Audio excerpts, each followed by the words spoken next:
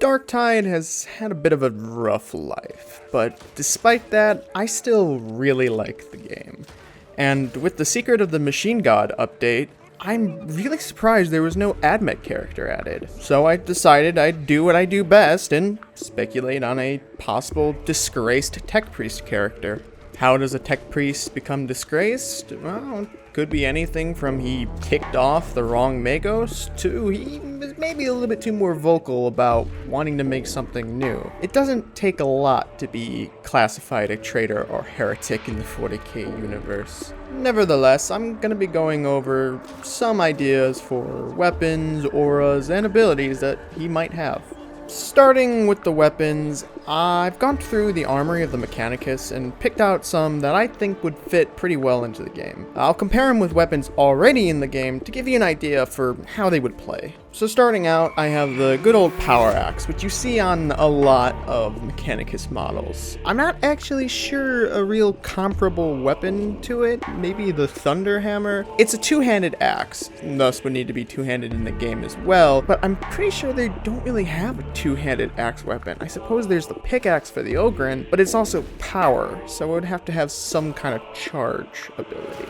Similarly, we have the Arc Maul, which would probably just be a reskin of the Power Maul, really. I don't see much of a difference in how they would act.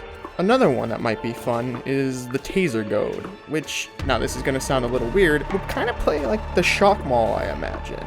The alternate attack for the Shock Maul is you charge it up and you kind of stab and, well, tase something, which is perfect for a Taser Goad. Now, of course, the Mechanicus also has a Power Sword, which is Power Sword, just like the one in the game. I imagine they could just port that one straight over to them. And they also have the Transonic family, the Transonic Razor and the Transonic Blade. I imagine they would act very similar to the combat blades and the swords in the game. You also have the Omniscient axe, which is like a one-handed axe, so it would act probably similar to the combat axe that's already in the game. And finally, we have the Cavalry Sword, which I imagine is pretty much just a dueling sword, really. I mean, they can just slap an Omniscient sigil on it and call it good. Now the guns are where things get fun. I suppose when you're the people who make the guns for everyone, you keep the best ones for yourself. First things first, I do want to give a honorable mention, I suppose, to the radium weapons that the admech tend to use a lot. See, the thing with radium weapons is they kill the user when you, well, use them.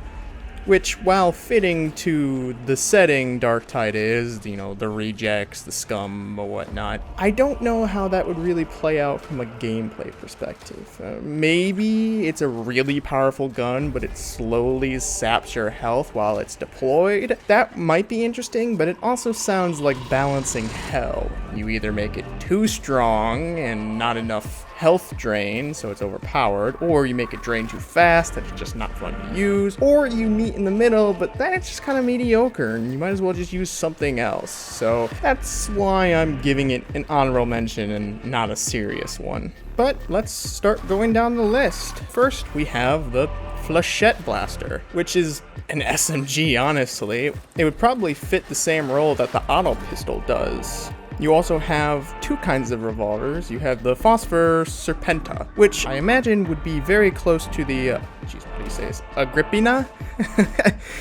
Very precise, very powerful hand cannon.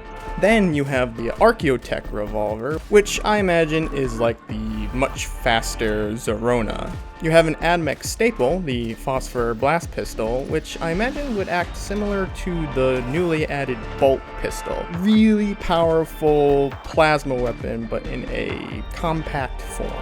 And then on the other side, you also have the Phosphor Carbine, which would probably act like the full-on bolt gun. Strong, powerful, probably armor-rending because it's a giant ball of plasma that sticks to stuff and just really eats away at it. A really fun one are the arc weapons, the arc rifle and the arc pistol. The best way that I can think about these ones are actually the Psyker and his smite ability. I imagine the arc rifle would be the more powerful smite ability, while the arc pistol would be the weaker one. Next, we have the Gamma Pistol, which I imagine would be basically similar to the plasma gun. You charge it up and launch this giant orb of death, effectively. You have the galvanic rifles, which the Scutari use, and I imagine those would be very similar to the Hellbore. Accurate, single shot, but also powerful rifle. And finally, you have the Stub Carbine, which it's basically just an auto gun. I don't even know if it needs to necessarily be added, or if they could just bring the auto guns that already exist in the game over to the admech character. To finish off the weapons, we have the grenade types that the Tech Priest might use. You have the ones already in the game, such as the frag grenade and the crack grenade, but I actually have 4 ideas that might be fun. The first one is the arc grenade, which I imagine would act similar to the arc rifle and arc pistol I just said, only in grenade form. You throw it at a crowd of poxwalkers, or maybe even make it powerful enough to affect elite units, and it will just shock them and paralyze them, maybe even kill them if they're weaker enemies. Alternatively, you have the Mine Scrambler, which is basically just the concussion grenade that the Zealot gets, so maybe not that one. You also have a pretty staple explosive in the 40k universe, the Melt-A-Bomb. And the way that I imagine this would work is actually very similar to how it works in the new Space Marine 2 game coming out. Basically, like a C4 cartridge. You throw it and you can manually detonate it whenever you want. This might be a good way to set traps for things, you know a horde is coming, so you prepare for it. Or alternatively, since melter charges are notoriously sticky, it might even be able to stick to elite enemies, kind of like a Semtex grenade in other games, and then you can detonate it and do massive damage. And finally, the last fun grenade idea I have is the Grav Wave Shock Mines. Similarly to the Melt-A-Bomb, I imagine this is a preparatory type grenade. You would throw it onto the ground like, a mine, and wait for it to be triggered by an enemy.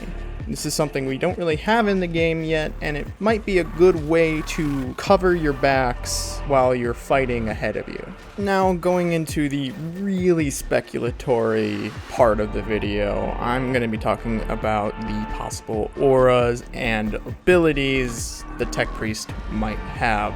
These are all over the place.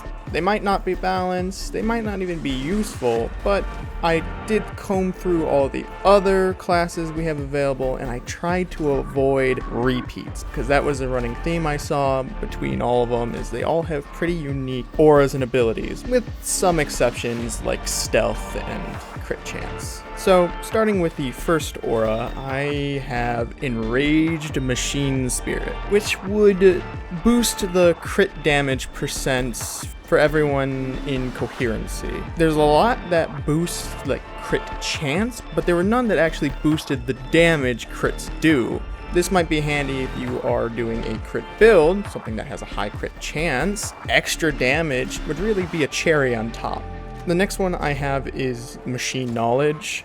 This was an idea that I had from the very beginning, and that was making the encryption minigame where you have to line up the highlighter with the lit up sigil easier. Whether that be for everyone you do, it counts as 2, or maybe it highlights the next sigil in the line, similar to certain mods out there. It would just really play into the fact that he is a Tech Priest. This is not new to him, he is very experienced with this. And the third one I have is Improved Performance. Stims and the packs, whether that be ammo or medipacks, last longer. Their effects from the stims last longer, the packs can heal more or supply more ammo. This might be good for the longer fights, especially the health pack, since if you're going long without a Medicae station, sometimes those things are lifesavers. And finally, to finish off the video, we have the abilities. Now for the abilities, I really wanted to play into the mechadendrites that pretty much all Tech Priests have. You'll be hard pressed to find a model or artwork or really anything that doesn't depict them without some form of mechanical arm coming from their backs.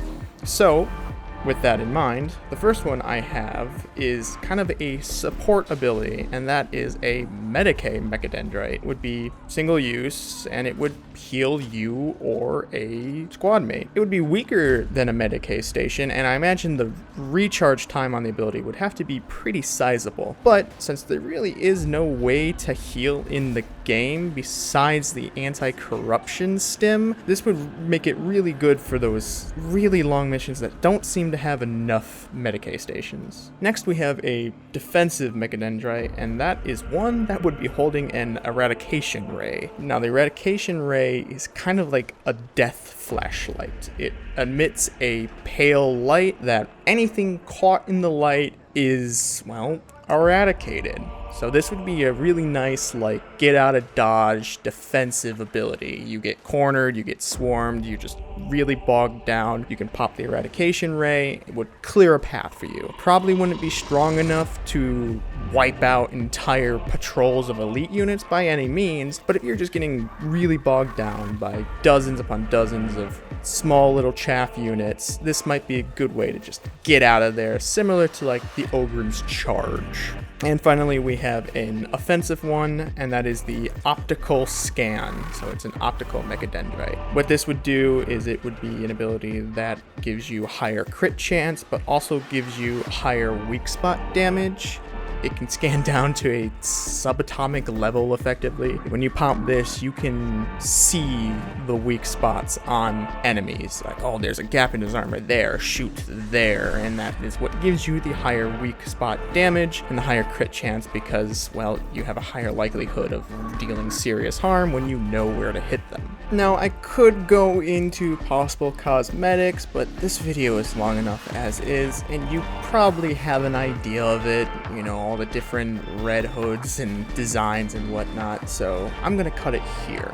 But if you've made it this far, I want to thank you for watching the video. I love these kind of videos, these speculative, almost designing a character videos is really what I thrive on, and I'm happy doing them. So thanks for watching. I hope you enjoyed it, and I'll see you in the next one.